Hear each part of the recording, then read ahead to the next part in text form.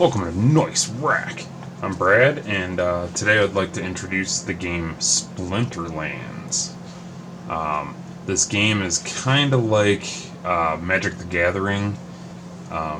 Basically, you got a whole bunch of different types of card decks that you can choose from. Each style of card deck is called a Splinter. So you have the all the different splinters.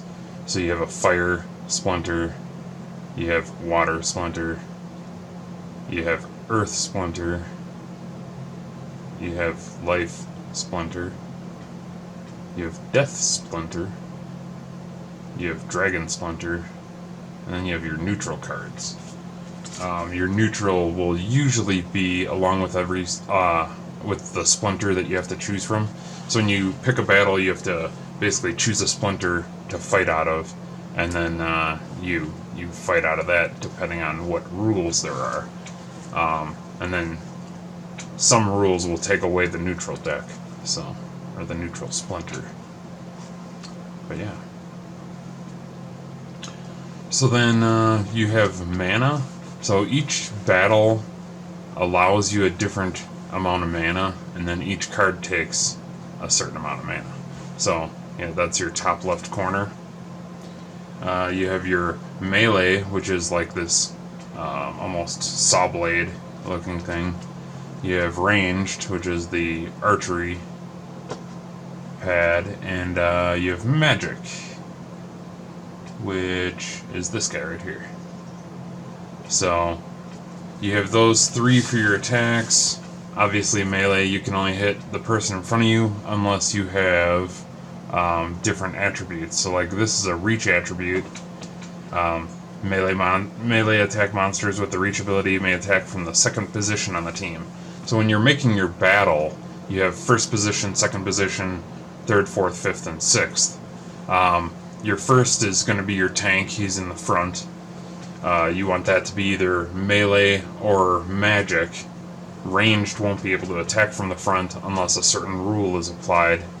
So it might be depending on the battle. Your second position, you will want to use either reach, which I just pointed out, or else you can use opportunity. Monsters with opportunity ability may attack from any position and will target the enemy monster with the lowest health. They can attack from actually any position, first, second, third, fourth, fifth, or sixth. And same with ranged, magic, or the sneak attack ability, which they target the last monster on the enemy team instead of the first monster. So otherwise your melee cannot attack from any other position if they do not have any of these attributes. As of now, they might make new attributes, but then your range can attack from any position other than first position, although I wouldn't really recommend them for second position, just in case your tank dies, you want somebody who can still attack. So I would recommend the second position to be either, again, melee or magic, and hopefully a little bit of life, so he can be kind of a backup tank. But that'd be kind of how I do that. So anyways, you have your speed, which is right below the attack, and then your life, which is across from your speed. Then you have armor, which will be above your life, which, yeah, like this guy has some armor. Alright, then if you go to your main thing, or your like battle page, you have quests, daily quests. So this one happens to be a snipe quest, but you get a random treasure chest, and that can be a random card. It can be other treasures, like there's potions to get more cards, or have a chance to get more cards when you buy packs. But yeah, so in order to play the game, you have to buy this Summoner's Spellbook. It's about $10, but it's a base deck. It gives you a ton of cards. They're all starter cards. I think I still have some of them. But when you end up getting the card, it replaces the starter card.